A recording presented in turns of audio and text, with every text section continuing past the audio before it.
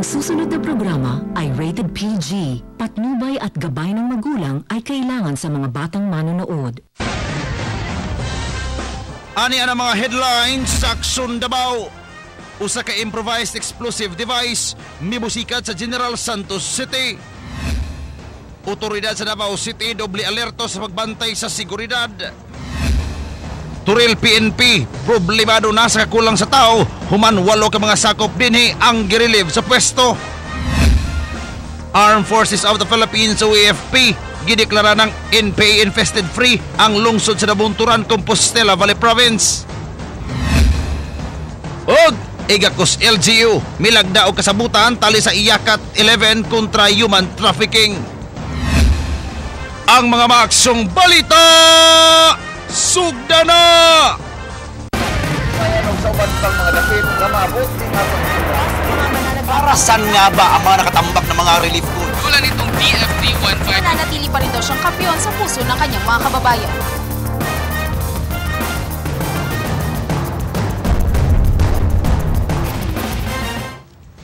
Davao, Southern Mindanao, mayang hapon, adlaw nga Miyerkules, September 17, tuig 2014. Kauban ang inyong mga muaksyong tigbalita. Hatod namo ang mga balita o impormasyon nga angay ninyong masayran. Live sab kitang madunggan sa Radyo 5 101.9 News FM. Kini si Mike Portadera. Mga kapatid, siyam ang natalang samaran human mibusikad ang usa ka improvised explosive device sa General Santos City pasado alas 7 kagabi. Daling miresponde ang mga otoridad o kaganihang buntag, nagkatag na sab lakip ang K9 units alang sa pagbantay sa seguridad sa palibot. O karon live natong makauban, pinaagi sa linya sa telepono si kapatid Lerma Alingaran. Lerma? Sakto ka diha, Mikey. Pasado alas 7 gabi dihang mibusikad ang usa ka gituohang improvised explosive device o IED duol sa monumento sa atong pambansang bayani nga si Dr. Jose Rizal at ubangan lang kini sa City Hall sa General Santos City. Sa inisyal nga report sa kapulisan, 7 ang naangol sa maong insidente. Kini sila Geraldine Elon, James Ralph Abreu, Sara Arquiza, Christian Paul Amimong, Marlon Bahada, Joan Ayanis Abranilla o si JR Magnanaw kinsa naa pa karon sa ICU sa St. Elizabeth Hospital sa Gensan. Apan aduna pay laing duha nga nakahagom sab og minor injuries. Gabi pa lang gisirado na ang dakong bahin sa plaza aron dili mawala ang mga ebidensya nga gikinahanglan sa investigasyon. Aduna nay artist sketch ang kapulisan sa posibleng nagdala sa bomba apan dili pa kini ipagawa sa publiko aron dili maapektuhan ang nagpadayong investigasyon. Mikey? Daghang salamat, Lerma, ug sumala sab kang Police Chief Superintendent Lester Camba, Regional Director sa Police Regional Office 12. Adunay mugnaon nga Special Investigation Task Group aron matino ang motibo sa pagpamomba og ang individual o grupo nga nagpaluyo sa maong insidente. Sa Pikas Bahin, otoridad sa Davao City doble alerto sa pagbantay sa seguridad human ang nahitabong pagbusikad sa Gensan gabi. Mao kini ang giaksyonan ni Mike Pasco. Human ang nahitabong pagbusikad sa usa ka improvised explosive device sa General Santos City gabi nagikaangol sa pipila ka mga residente. Daling mi alerto ang mga personay sa Task Force Davao human nga makadawat og direktiba gikagang Mayor Rodrigo Duterte. Gabi og hangtod kanihang buntag, mas hugot na checkpoint ang gipatuban sa Task Force Davao. Sa nangyari po sa Gensan, nagbaba ng order o directive yung ating Task Force Commander na full alert tayo. Lahat ng personnel ng Task Force Davao binigyan ng order na full alert. So cancel yung aming mga privileges. So yung kailang pabalikin para makatutok kami doon sa security dito na ginagawa natin sa Davao. Apan pagklaro sa Task Force Davao nga walay angay kabalakan ang katawhan, sanglit walay hulga nga nadawat ang dakbayan. Apan padayon gihapon kining nangayo og suporta pinaagi sa pagbantay aron nga masigurong luwas ang tanan. Bisan ang kapulisan giklarong walay angay kabalaka sa seguridad sa rehiyon batok terorismo. Ang ginawa lang namin ngayon is reminder, we reiterated to intensify more of their police operations like conduct of checkpoints, kay mobile patrol at saka yung foot patrols. And then all provincial directors to mga chief of police to be more vigilant. La mga security agencies, sinabihan din namin, especially the guards, to be more vigilant, lalo-lalo na yung mga pagpasok sa mga malls. Sa karon, padayon pa ang ginahimong investigasyon sa kapulisan sa Jensan kung kinsa ang responsable sa pagpamomba sa maong syudad ug masayran ang motibo sa maong krimen. Bisan naman og walay na dawat nga hulga sa terorismo ang dakbayan sa Davao, taliwala sa gubot sa kasikbit nga mga dapit. Padayon gyapon nagmaigmat ang atong mga otoridad alang sa seguridad sa katawhan.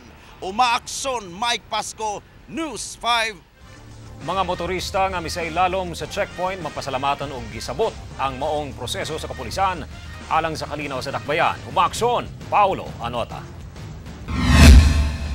Bisan nga nadelatar sa biyahe ang taga-Turil nga si Edgar Noynay nga padulong sa SPMC aron bisitao na nagkasakit nga asawa, wala kini mag-uol og mapasalamaton pa tungod sa presensya sa mga pulis nga kapaniguro nga walay daw tang elemento nga maghimo og kasamok sa dakbayan. Gani pasado alas 7 gabi usa ka improvised explosive device ang mibusikan sa usa ka parke sa General Santos City nga gikaangol sa pipila ka mga batan-on. Kumpiyansa ang kadaghanan nga dili mausab ang maong panghitabo sa Davao City. Gwapo ni. Para ang syudad sa Davao, safety kayo. Oo, kampante ko kay alerto mga kapulisan na to, Dre. Human sa insidente sa Jensan, usasab ka granada ang mibusikan sa usa ka warehouse sa Basilan. Busa mihangyo ang otoridad nga mokooperar ang kadaghanan. Makipag-cooperate sila og pasensya na lang sa mga istorbo. Nakinahanglan ginato ni buhat atong checkpoint, sir. Umaaksyon, Paulo Nota, News 5. Turil PNP problemado na sa kakulang sa tao human 8 ka mga sakop dinhi ang girelieve sa pwesto. Ang kompletong detalye sa report ni Mike Pasco.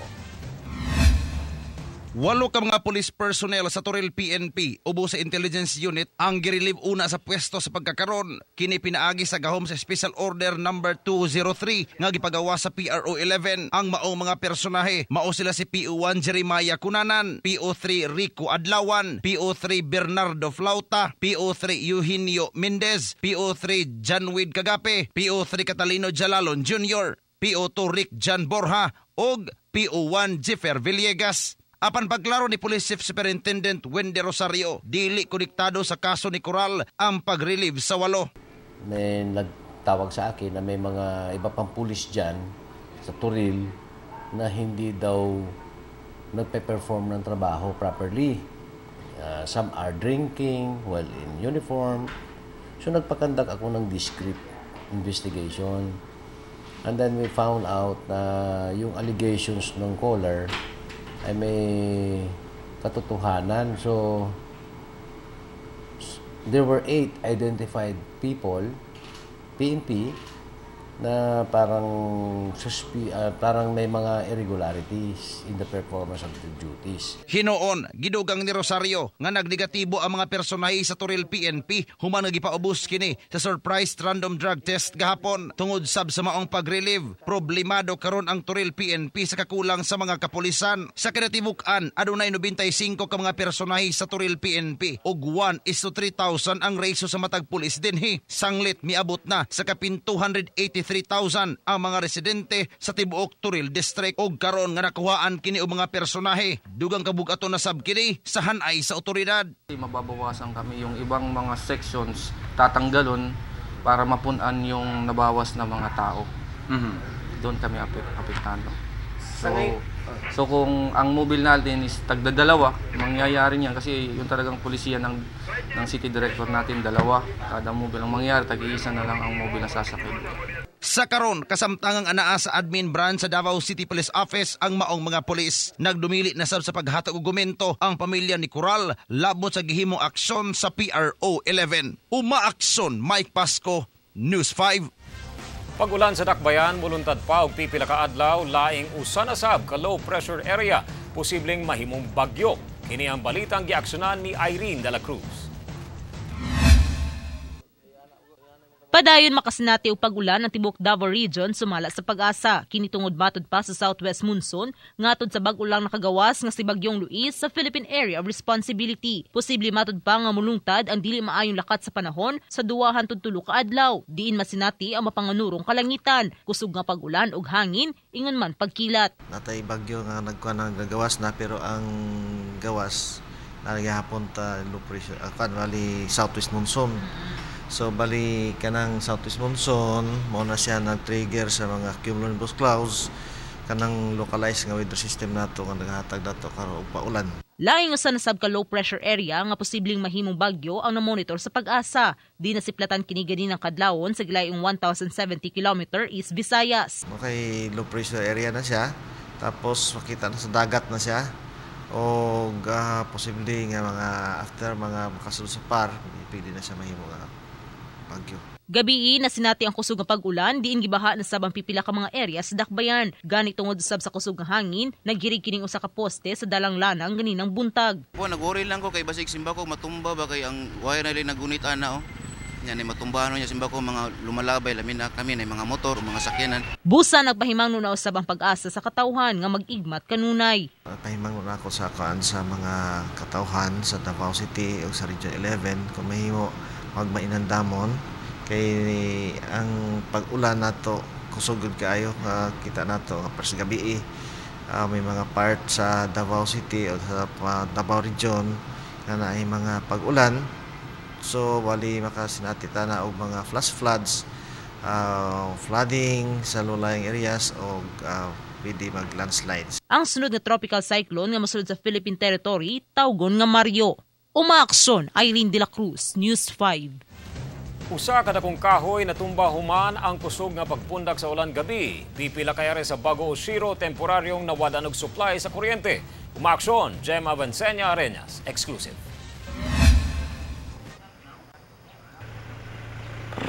Daling girespondehan sa Urban Search and Rescue Team kining mga sanga sa kahoy sa fire tree nga nakababag dinhi sa kalsada sa Purok 2 sa Bago Oshiro ning Dakbayan sa Davao. Sumala sa mga residente, wala na kaya sa kahoy ang kusog nga ulan gabi rason nga natumba kini. Karaan na sa nakahoy, ma'am.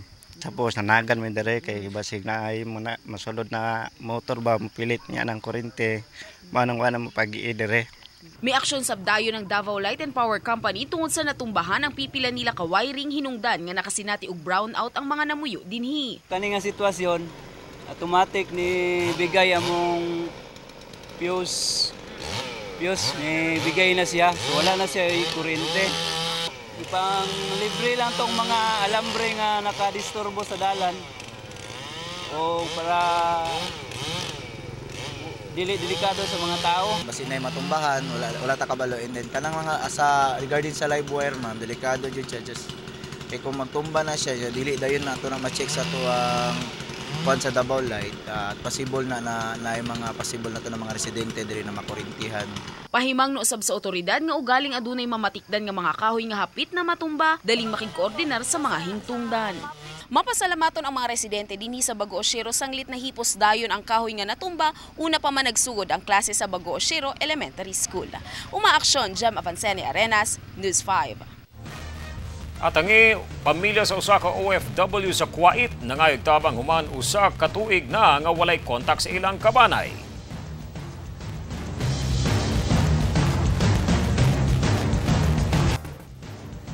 Pamilya sa usa ka OFW sa Kuwait nangayo og tabang human usa ka tuig na nga walay kontak sa ilang kabanay. Umaaksyon, Mike Pasco. Daw nahugno sa kaguol si Lucio Binilayo, ang bana sa 40 anyos nga OFW nga si Angelita Binilayo, human ang mag-usa ka tuig na nga wala niini na kontak ang iyang asawa nga tuwa sa nasod Kuwait. Gikan pa sa bansalan Davao del Sur si Lucio, kauban ang igsuon niini. Sumala ni Lucio, September sa milabing tuig nilarga ang iyang asawa padulong og Kuwait. Apan paghuman sa kabulan, wala na nila kini na kontak. Wa gyud may kaistorya. Text lang siya kay nagdamo tog cellphone kan diri. Nya. Munsa ka to yung cellphone kuha ba kasi ang amo ba og nadaot ba kay yung cellphone. Nya di pa sa gagawas kay tangkawan pa ang gawa yung git yung amo nya. Di pa sa kabalog so pagpayat og charger. Ang mas ikabalakas sa pamilya mao ang katapusang mensahe ni Angelita nga ginadapatan matod pa kini sa iyang amo nga babae nga si Jamila Yasir Mausa o ginabawalan nga mogamit og cellphone. Kana lang hiniingon niya gitik sa mua na ginadokol siya. Yung sa may tabuan ng ginadokol di. Ilhan ka ayun na susi sa katuig. May nahitabo sa iya dito. Ito ka may kontak. Kaya nag-uunong kayo niya. Ma'am, unsa man inyong gusto ron maistorya? Halag ko say dala pa sa makauli lang sa may lang lawas. Ug may man kay kawintang niya dito. Daling giubanan sa News 5 ang magsuon sa Safe Future Manpower Agency sa agdaw ning syudad ang agency sa maong OFW. Dinhi gipadiguro sa manager nga si Mary Jane Vallares nga buhaton ang tanan aron nga makontak si Angelita. Dugang niini nga ana matod pa sa maayong kahimtang si Angelita. Nagtuusab matod pa kini nga nagpadayon ang iyang komunikasyon ngadto sa bana. Sanglit giputol sa pamilya ang complaint ngadto sa ilang buhatan. Ganito na lang po, ipapabisitahan namo doon. When? As soon as kahit pag-abot ng boss ko, pag-abot sa ako ang amo. Kasi naaman siya dito, padulong siya dito, nag-flight siya ganina te. So bigyan niyo ako ng, basta pagdating niya, maanuhan yan. Ginasulayan sa manager og tawag ang amo ni Angelita, apan dili kini makontak. Milihok na sabkuno ang mismong tag-iya sa maong agency nga si Alegria Salvador aron nga daling mapapauli sa Pilipinas ang Angelita subay sab sa hangyo sa kabanay. Umaaksyon Mike Pascon, News 5. Armed Forces of the Philippines o AFP gideklara nga NPA infested free na ang lungsod sa Nabunturan sa Compostela Valley. Ang kompletong detalye sa report ni Paulo Anota.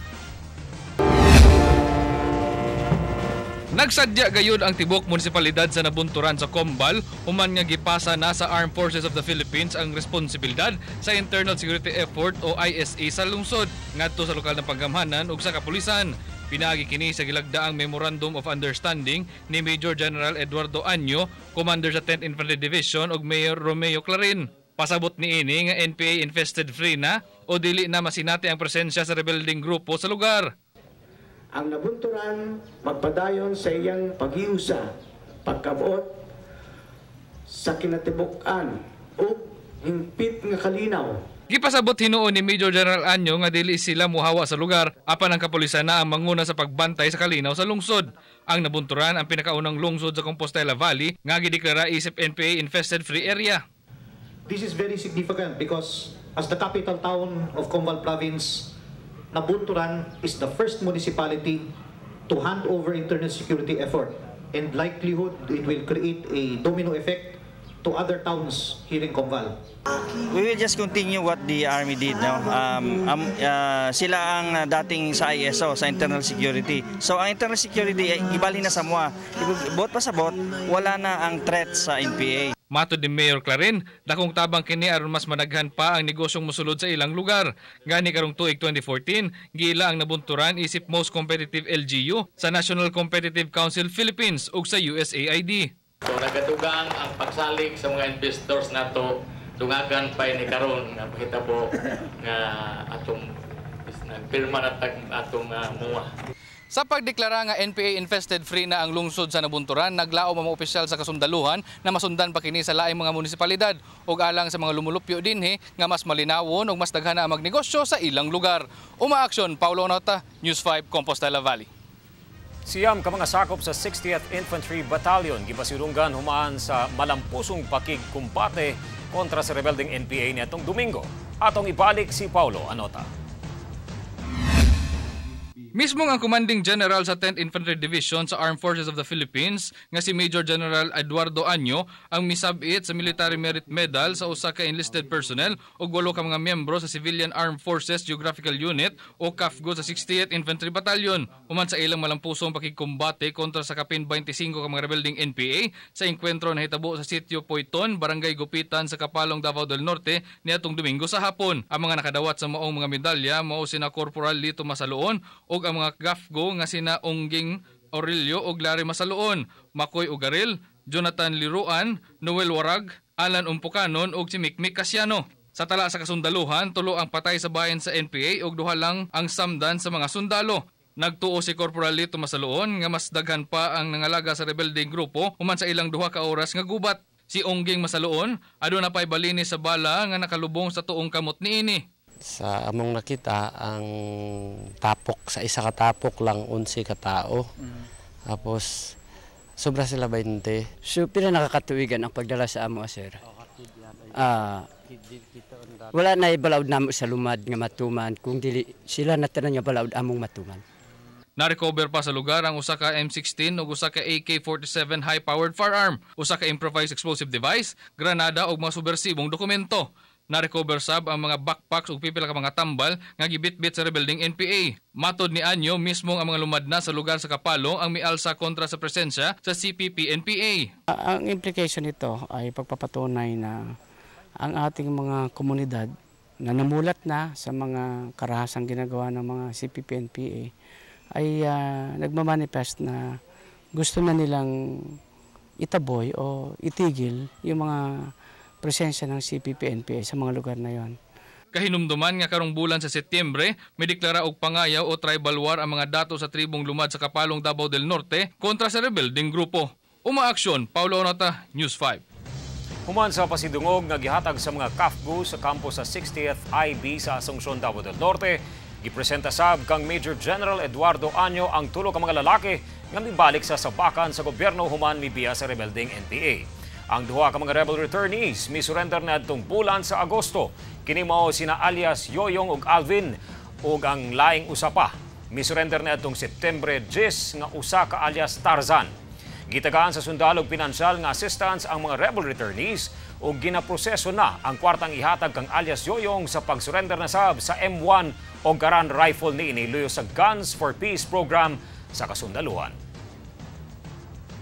Ang ating pamahalaan ay merong ina-advocate na winning the peace. Meaning to say, mas gusto natin na makamit ang kapayapaan, masolve ang problema sa mapamayapang pamamaraan. Ginasaulog karon sa probinsya sa Compostela Valley ang Tourism Month 2014. Ug luyo sa mong selebrasyon, may paigayon og pipila ka mga technology training ang lokal nga pangamhanan karong semanaha. Ana ang banana processing training, diin matunan unsaon paghimo og banana ketchup, banana jam ug uban pa. Ana sab stone crafts, continuing design and productive training og buffalo dairy processing training. Matod ni Comval Vice Governor Manuel Zamora, ang pag-asenso sa ilang komunidad nakabase sa dungan sa kahibalo sa mga residente sa negosyo o turismo. So it's part of tourism. It should go together. Kung dili prosperous ang atoang negosyo, murag tanan ako dili nato magguyod ang turismo nga ato.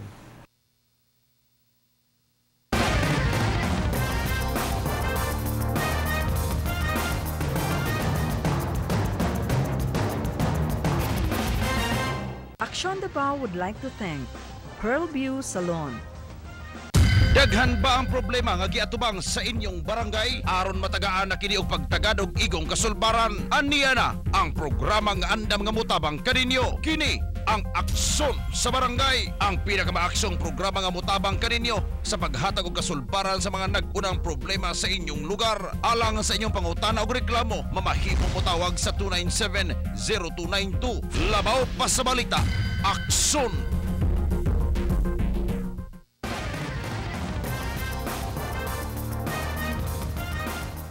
May bisita kahapon sa regular session sa Davao City Council si Councilor Godivan o Godivan de Dios nga gikan sa Victoria City sa Negros Occidental. Buot ni nitunan ang himuong basihan ang Gender Development Code sa Davao City alang sa ilang syudad. Siya sab ang chairperson sa Women, Children and Family Relations Committee didto. Komprehensibo matod pa ang Gender Development Code sa dakbayan kumpara sa laing mga lugar sa nasod. I'm here to hopefully be able to benchmark our gender development code that we're still developing right now from your city. As I've heard that your city was awarded as one of the most gender responsive LGBTQ developments. Salamat kay Councilor De Dios na for choosing Davao City as ilahang kuwaag basihan para sa ilahang Women's Development Code o sa Gender and Development Code nila. So pasalamat ta nga makita ninyo nga ang ato ang LGU na ning kamot gyud nga ma-implement og mahimong garbo sa Davao City ang ato ang mga balaod nun. Island Garden City of Samal milagda og kasabutan tali sa IACAT 11 kontra human trafficking. Kini ang balitang giaksyonan ni Paulo Anota. Mismong si Island Garden City of Samal Mayor Anyano Antalan ang nanguna sa pagpirma sa Memorandum of Agreement sa pagtimbayayong sa lokal na panggamhanan sa Interagency Council Against Trafficking o YACAT sa Reyon 11 sa Barangay Piña Plata kagahapon sa buntag. Tumong sa maong kasabutan na mapahalapad ang kaybalo o ang pinakusgang kampanya kontra human trafficking sa Samal. Saad sa mayor, ipaabot ni inihantod sa purok level ang impormasyon sa balaod sa anti-trafficking of persons, diin ang mga pobre ang kasagarang biktima. I believe that number one is education.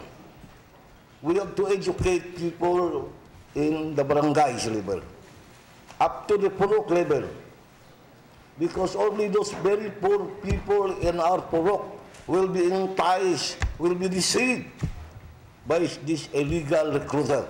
Ubos sa Republic Act 9208, mahitabo ang trafficking kung i-recruit, patrabahoon, i-transport, itago o dawaton sa kustudiya ang usa ka individual pinaagi sa puwersa o pagpanghulga sa tumong nga abusuhon kini sa sexual na pamaagi, forced labor o slavery o ang pagtangtang sa bisan unsang bodily organ. Sa tala sa Anti-Trafficking Task Force sa Department of Justice sa Region 11, sukad 2003, diin napasa ang balaod hantod niadtong tuig 2010, tulo lamang ka mga akusado gikan sa 34 ka mga kaso ang nakonvict sa sala nga human trafficking. Apan sa pagmugna sa YACAT 11, 9 na ang nakumbikto sukad lamang niadtong 2010. 11 ang na-dismiss, 12 ang wala pa madakpi ang mga akusado o archive, usa ka acquittal apan nakasuhan na sab og child abuse ug 30 ang padayon nga ginadungog sa korte. Sumala ni Attorney Antonio Arellano, Regional Prosecutor sa Davao, dili lang sab ang prostitution o sexual exploitation ang labing ginatutukan sa ilang ahensya. But there is another very important exploitation which must also be given consideration and importance, labor exploitation. Which is now under the expanded trafficking law, is also trafficking in persons. Gilangkuban ang iyakat sa lain-laing ahensya sa gobyerno ug pribadong sektor. Aduna kini tulo ka mga unit. Ang law enforcement nang gipangunahan sa DOJ, PNP, Bureau of Immigration, CIDG ug uban pa. Ikaduha ang psychosocial unit sa DSWD ug ang advocacy unit sa mga NGO ug DepEd. The PNP, especially Gapos, we conducted advocacy or information dissemination, especially with our recent program, which is Gabay Police Gabay Patrol. Sumala ni Pedrita Di Makiling, kasagaran muluntad ug 6 ka bulan hantod usa ka tuig ang intervention sa mga doktor ug sa ilang buhatan sa mga biktima sa human trafficking nga kasagaran prostituted women. We usually have within a period of 6 to 1 year, 6 months to 1 year. Yun yung aming pre-assessment and post-assessment stage. The major aspect that we'll be networking and partnering with IACAT is with the psychosocial care. And so we're just beginning that process. Ug sa mga kaso kalabot sa human trafficking, mamahimong magpahibalo pinagi sa pagtawag o text sa ilang hotline numbers nga 0917-718-5588 o 330-3058. Umaaksyon, Paulo Nota, News 5. Dali nga gitabang sa Urban Search and Rescue Team ang usa ka gibana-bana ang tulo ka dupang nga sawa human matrap sa usa ka koral sa Chongco Football Field sa Dakbayan sa Davao. Sumala sa caretaker sa football field na tingala sila nga nagsigi og paggot ang ilang iro. Inungdan nga ilaha kining gisusi og nakita ang bitin nga natrap. Posible kuno nga naanod kini sa baha sa milabayng semana ug nangita og makaon nga hayop. Inoon luwas nga na-rescue sa USAR ang mong bitin nga i-turn over sa Department of Environment and Natural Resources kung DENR 11. Tangiro, tapos bangon ko kay kuan pag-ispat nako. Dako kong kay bitin. Ingon ko nga kung sawa nga bitin. Ano sawa nga ayom ngayo tag rescue na. Happy viewing day sa Falar family kay Papa Fred o kay Mama Flor o happy birthday kang Karen Magno Tabora. O happy birthday kay Manong Joe Tesado. Happy birthday ni mo, sir. Mao katong mga balitang impormasyon nga nahagpat sa pinakamaksyon nga newsroom sa Dakbayan. Alang sa dugang pang mga balita, lagon lang sa www.interaction.com o mobisita sa News 5 everywhere. Labaw po sa balita, Aksyon Davao, kini si Mikey Aportadera. Saan man, kailan man, kapatid.